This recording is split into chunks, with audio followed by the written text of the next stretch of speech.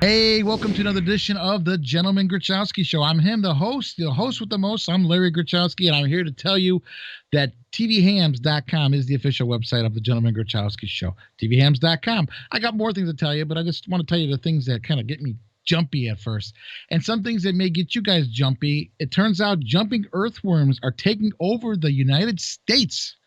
Just like we don't need enough issues going on in this world here. We got more things happening. It says here a new species of dubbed Alabama jumpers, which originated from Asia. Go figure. Have arrived stateside about 100 years ago. So they've been here, and we're just hearing about it now, just to make our everyday crazy world just a little bit more crazy. They were likely imported from plants. They are now present in over 39 states and are wreaking havoc on the environment. You know what? This is like all we need to know. We got those killer hornets coming over here. Now we got this going on here, wreaking havoc on the environment. A new study published in the Soil Biology and Biochemistry. The invasive creatures are known for displacing other animals such as centipedes, salamanders, and ground birds. Okay, which doesn't sound too bad, but they eat through their habitats. So they go through wherever these little people are, these little, not people, but these little insects are hanging out. And these tiny creatures are so vicious that they can chew through over 100 football fields in a year. So you got a whole bunch of ground and habitats from all these other creatures. And these little guys just keep chomping. You want to hear something else? It gets worse. They reproduce asexually, which means they don't need the mama or the papa. They just kind of pop them out there. You know, all these bad things that have come from Asia. You know, you get the fortune cookies. Oh, actually, those are actually a good thing. They're one of the few things that I enjoyed. And actually, did you know that the fortune cookie actually isn't from? You cannot find a fortune cookie in China or anywhere along those lines. That's like actually an American made product, but it just sounds so cool to say the fortune cookie. Here's a fun little story we got going on here. Over 100,000 people have volunteered to set sail free of charge on Royal Caribbean's government mandated test voyages. The test sailings are among the cruise ship industry protocols instituted by the Centers for Disease Control and Prevention. Cruise lines must be launched and simulated voyages test the coronavirus safety measures before being given the opportunity to resume any cruise ship. So you got all these people that are volunteering to go on a cruise ship for free. Would you believe that? And it just gets us like people, saying a new condom company coming out. We test these condoms, and I'll take it, yeah. And they provide the people to test it with. So it's just kind of like I'll volunteer for that. But there's some cool little things going on here.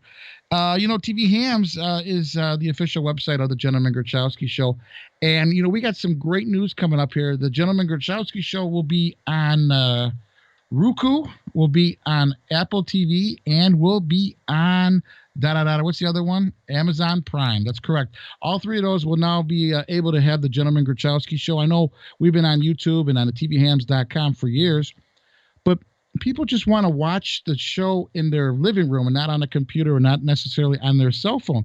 So now we have the opportunity through the TVHams channel. That's right. The TVHams channel on Roku, on Apple TV, and Amazon Prime. Check it out. It's called the TVHams channel. If you're out there and you got a show, maybe you want to put on the TVHams channel, contact me. Go to TVHams.com, which is the on the bottom, it says contact, and you can find out some information how you can get your show, your little entity on the TVHams channel. Because I look at it this way. If you're a TVHams too, I can share with you. There's enough room for everything on there. So anyways, show news, good news. The TVHams channel is right there for us on Roku, Apple TV, and also on Amazon Prime. So that's an exciting little thing there. Just so you want to check out there. My next guest is Dwayne Epstein, and he has a new book, Lee Marvin, Point Blank. And it talks about the life and times of Lee Marvin, one of the great Hollywood superstars of yesteryear. Dwayne, how are you, sir? And what got you into Lee Marvin? What made you want to write a book about him? Hi, Larry. Nice to be on the show. Good question. The short answer is that I'm a fan, always have been. I thought he was an amazing actor. And the more research I did, the more I discovered he was more than just an amazing actor. He was a fascinating man and had some fascinating aspects to his life, career, and legacy. Now, I was looking at Wikipedia to find out a little bit more about Lee Marvin because my age group is a little bit more like he's kind of like someone that we know the face, but don't necessarily don't know the work as much. And what's cool about your book is you get really in depth, and then his son does speaks about his father in the book too. But Lee Marvin started off as just a regular guy in New York, and he played the violin and during the week, and then they said on the weekends he went hunting. So that tells you a little bit about hold on for just a second. You asked me before we went on the air about some of the stuff in Wikipedia that may or may not be true. And that thing about him playing the violin, I've never heard that anywhere. I don't know where they got that from. Really? When I told you that there were some things that probably they got wrong, I think that was one of them. Okay, well, it takes away some of the edge of the guy. But okay, so you liked Lee Marvin, and tell us where when you started following him and really wanted to get into writing this book. Well, I'll tell you, excuse me. Like I said, I've been a fan my whole life, but the actual research started in the mid to early 90s, 1994 to be exact, based on a conversation I had with another, another biographer, a gentleman named Marshall Terrell, who had written a book on Steve McQueen, who I'm also a fan of, and hopefully your listeners or viewers know who he was. And we met up and we started talking, and Marshall found out about my journalist background and said, you should write your own biography of an actor. And I said, yeah, I want to. You wrote it. I'd love to have written about Steve McQueen. But then we started talking. Marshall had a marketing background, and we started discussing actors who hadn't had a book written about them that there would be a market for. And we quickly landed on Lee Marvin. And so I started doing some initial research, and the more I found out about him, the more I enjoyed it, and I discovered some amazing things about the man. Aside from mainly, I didn't know that he was a World War II veteran, wounded in Saipan during the war. He was in the Marines, and in doing the research, I was very fortunate in my research to come across his brother, his older brother, who was still alive. And he welcomed me into his home eventually and to the Marvin family archives. And the chapter in the book about Lee's military career was pretty much written in Lee's own words, because I was able to find all the letters he wrote during the war. And he wrote his family daily. And so the chronology of his time in the service and his horrific and nightmarish experiences are in his own words, that they're basically in the first person. The letters he wrote to his parents, to his brother, to his friends. And that had never been done before. It was a major exclusive. And what did you learn about the man himself, just from those letters and his own writings and his own words? Oh, well, from the letters from the war, I discovered he was a very naturally intelligent man. He wasn't well educated, and he was kicked out of a lot of different schools, but just his natural intelligence came through. And he was very observant to the world around him, to his experiences. And he used a lot of wonderful, colorful ways to describe a given situation that really comes through, as he did later in his career as an actor. He was part of the so-called greatest generation, lived through the Depression, fought the war, what have you. So, and of that generation, I had my own previous thoughts about what men like that were like. And although he was a product of that generation, in many ways, he was very unlike that generation in that he was an early feminist. He was a liberal and a Democrat, where, you know, a lot of people would compare him to John Wayne based on his screen presence. But in that sense, politically, personally, he wasn't like John Wayne at all. He was no, for lack of a better term, Tea Partier. And also, too, some of the things I discovered, he loved the blues. He loved jazz music. He loved, that's one of the things his son, Christopher, who sadly passed away, his son told me that's one of the things they bonded on and commiserated on. They both liked the same kind of music. You know, things like that. Those are some of the things I learned about Lee. During the war, he was injured, and he received some medals, correct? Well, yeah. Well, being wounded in combat, he received the Purple Heart. But there's a lot of misinformation out there about what he was awarded. The Purple Heart is a pretty prestigious award, but he didn't get the Navy Cross. He didn't get the Silver Star. A lot of people think that he did, but he didn't. But he did make 21 landings with the Marines, with the group called the Fighting Fourth. And he did reconnaissance, he did infantry, and he saw the enemy and confronted him, oftentimes face-to-face, sometimes hand-to-hand combat. I mean, he saw how bad war can be. In fact, the title of that chapter, I called it a quote of his, which was, "I have had my fill of war." And so he knew and understood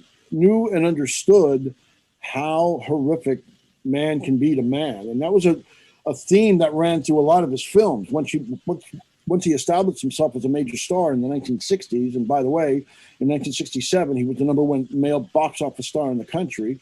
He explored that and plumbed the depths of what that kind of experience was like in his movies, like no other actor had ever done before. I mean, films like The Dirty Dozen, The Professionals, Hell in the Pacific, The Killers. I mean, just amazing action-oriented films. And then into the 70s, he was still a major star, even though his films may not have been financial successes. They were kind of cult films. Emperor of the North, wonderful film. Monty Walsh, this elegiac Western about the death of the West with him and Jack Palance. The screen version of Eugene O'Neill's The Iceman Cometh. A lot of really wonderful films in dire need of rediscovery. And thankfully, with the digital world that we live in, they can be rediscovered. All right, we're sitting here with Dwayne Epstein. He has the book Lee Marvin, Point Blank. For more information about the book, you can go to pointblankbook.com. We'll take a quick break, and when we come back, we can talk more about Lee Marvin's acting career. This is the Gentleman Grachowski Show. Don't go away.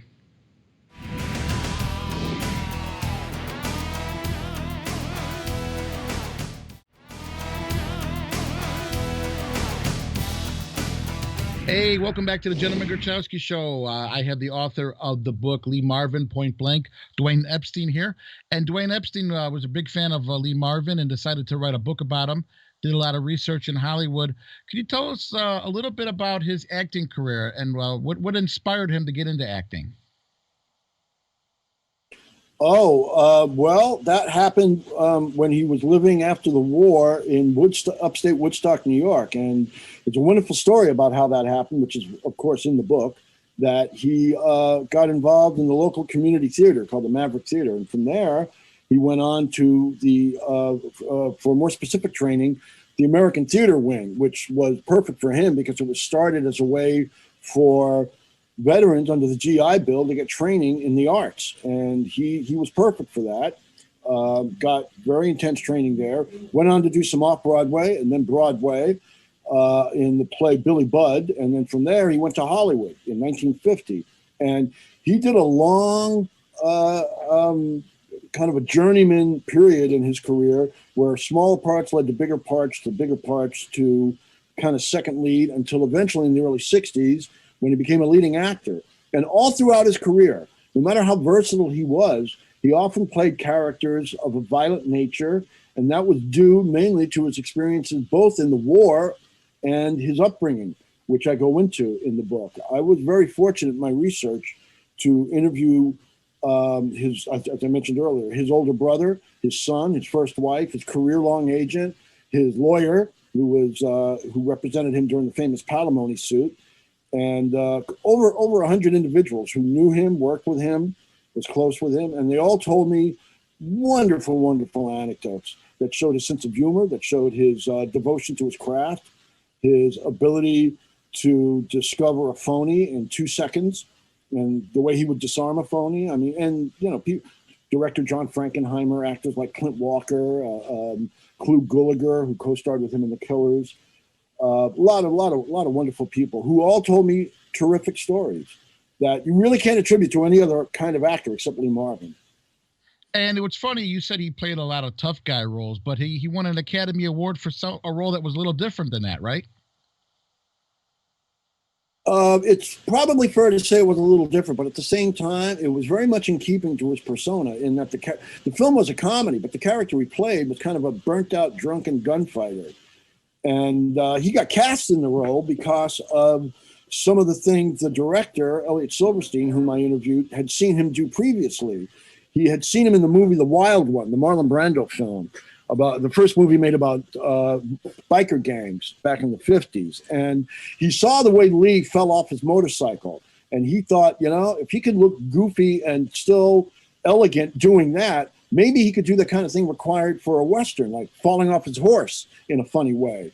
And so that's how he got the part. But the director told me some fascinating stories about the way he played that character. He plays two characters in the movie, by the way. He plays Kid Shalene, which is the burnt-out drunken gunfighter, and he plays his evil twin brother, Tim Strong, who is he has no nose because he got bitten off in a fight, so he has a little tin nose. Weird things like that. It's a very strange movie. The main character is played by Jane Fonda. She's the title character, Cap Ballou, and she hires Lee Marvin's character to be part of her gang. And Marvin has some wonderful, wonderful moments, great sight gag moments in the movie that are very funny. One of them became very famous, of him on a horse. He's drunk and the horse looks like he's drunk. And when he won the Oscar, he said, I think half of this belongs to a horse somewhere out in the valley, because it was such a popular sight gag. And Elliot Silverstein told me how they did that, because you can't get a horse to lean. A horse won't do that because it'll fall over. And he told me the story of how it was done. And it's a wonderful, wonderful example of movie magic, things like that. And he also had some wonderful scenes of dialogue in the movie where he describes his life. And I believe, as well as Elliot Silverstein, that that's what got him the Oscar. Because comedy roles, as a rule, do not get Academy Awards. They're not taken seriously. But he was poignant in the role as well, and he was great. Yeah, no, he came a long way from when he started. They said, I read that he started his acting, his debut was in 1951. Is it true with the movie We're in the Navy Now? And yeah, that's a funny story. Okay, you tell us about it. That's when he won his agent. He met his agent, Meyer Miskin, who I think you have a picture of. They're both in tuxedos, and he met him on the set of that movie. And the day they met, yeah, that's Meyer right there. The day they met, until the day Lee Marvin died, he was his only agent, which is extremely rare in Hollywood. Usually you go through several agents when you become more popular. But he used to always tell people when they would try to persuade him away from Meyer throughout his career, he would say, you know, Lee, we could get you better parts and better work. And Lee would say, sounds great, ask Meyer. That was his answer to everything. But when they were making the movie You're in the Navy Now, he got cast as an extra. He had no lines. He was just background. It was a Gary Cooper comedy. It was also the first film of Charles Bronson, Jack Warden, some other actors, all hired out of a New York casting agent. And on the set of the movie, Henry Hathaway, the director, invited his former casting director, Meyer Miskin, who had become an agent by then, to visit the set. And then he told Meyer, he said, you know, I got some really good actors here. I think you could represent them. You should represent them. And Meyer said, I don't represent anybody unless I know they can act. Can this guy act? And there's something that happened in between that I want to give away, but I think the readers should read it. That's very funny. So when he gave Lee a couple of lines to say, Meyer was impressed with the way he did the handful of lines. And so Meyer Miskin, when the scene was over, Meyer Miskin, and it's in the movie, it was kept in, Meyer Miskin said, do you want me to be your agent? And Lee looked at Meyer and said, before you showed up, I didn't have a thing to say in this movie. You show up, I got lines. Buddy, I'm with you. And their relationship lasted over 30 years. Sounds good. Can you tell us a little bit about his television roles? Oh, yeah. I make the point in a separate chapter in the book about his TV career, which was very varied in that, interestingly enough, as big as a star as he was in movies, he actually proved to be more versatile on television in that they allowed him to do things on TV he never really got to do in film. I mean, he had two TV series. One of them was called M Squad, where he played a Chicago police detective. And another one was called Lawbreakers, which was a short-lived reality show, very much like that show Cops. But that didn't last very long. But anyway, M Squad, he didn't want to do a regular series because he wasn't crazy about the medium anyway. He thought most of what you see on TV isn't that good. They just kind of grind stuff out. You also, it's a mediocre medium, and you spend more time trying to please the sponsor than doing anything of any value. But Meyer Mishkin talked him into it by telling him, look, you've done enough good work now, but people need to put your name with your face. They recognize your face, they don't recognize your name. Do a weekly series and that'll happen. And M Squad proved to be very popular. It lasted for 3 years, and he was terrific in it. And in other things that he did, and those were the heydays in the 50s, TV anthology shows with sponsors like, there was Playhouse 90, there was the Schlitz Playhouse, there was the Campbell Soup Hour, and they were all different stories. And he excelled in those. He was wonderful in those shows. He was also on, people might still see him on YouTube or other platforms in old episodes of The Twilight Zone or The Untouchables or Dr. Kildare. These were all shows he appeared in that he, even in just a guest role, was wonderful. There was one show he did where he played a stand-up comedian who was very much in the Lenny Bruce vein of stand-up comedians of the day. He was acerbic, he was borderline obscene, and his comic timing was brilliant. He could have been a stand-up comic if he wanted to. And his, believe it or not, comedy legend Bud Abbott of Abbott and Costello fame played his agent on that show. And he's great. He's great. I mean, I was always amazed seeing him do different things on TV when I was doing the research, and I would go to the Museum of TV and Radio and seeing an episode of anything he did and going, damn, why didn't they let him do that in movies? He's really incredible in this. Not that he was bad in movies. He was wonderful in whatever he did, but they just allowed him to do more on TV. Well, definitely sounds good. And the book is Lee Marvin, Point Blank. This is the author. We're sitting here with Dwayne Epstein. And for more information of the book, you can go to pointblankbook.com. Dwayne, much success with this book. Hopefully you can come back again and talk about some more chapters of this book. Because like I said, you can go on forever with this. This is definitely a career that, what people should know more about, I would think here. Would you say?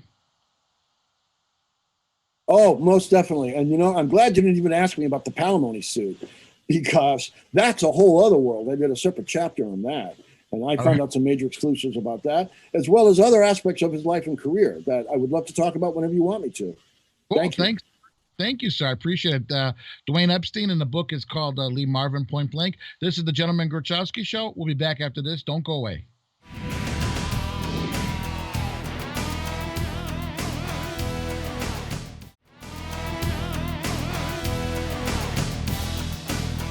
Hey, welcome back to the Gentleman Gruchowski Show. Remember, TVHams.com is the official website of the Gentleman Gruchowski Show.